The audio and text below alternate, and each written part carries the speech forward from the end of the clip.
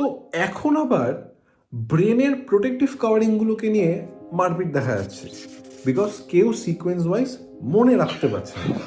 So আমরা তাড়াতাড়ি করে এই লেয়ার্সগুলোকে দেখে নিই। ব্রেনের একদম বাইরের দিকে প্রেজেন্ট রয়েছে একটা বনি স্ট্রাকচার যেটার নাম ক্রেনিয়াম বা স্কাল।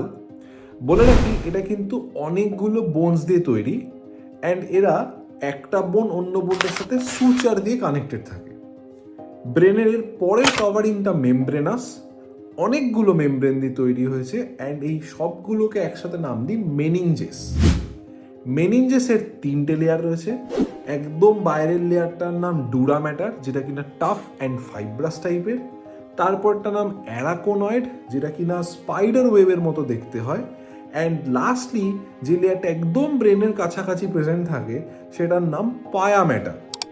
এবার মারপিট হচ্ছে গিয়ে সিএসএফ কোথার দিয়ে ঘোরাঘুরি করছে। তো পায়া ম্যাটার আর অ্যারাকোনয়েডের মাঝখানে যে স্পেসটা থাকে তার নাম সাব অ্যারাকোনয়েড স্পেস। কিছুটা সিএসএফ এইখান দিয়ে ঘোরাঘুরি করছে।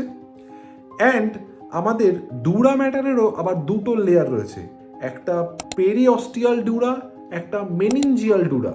এবার এদের মাঝখানে একটা আমাদের স্পেস রয়েছে যার নাম ডুরাল স্পেস বা সাব ডিউরাল স্পেস। অ্যান্ড এইখান থেকেও সিএসএফ ঘোরাঘুরি করছে। সিএসএফ এর পুরো নাম সেরিব্রো স্পাইনাল ফ্লুইড।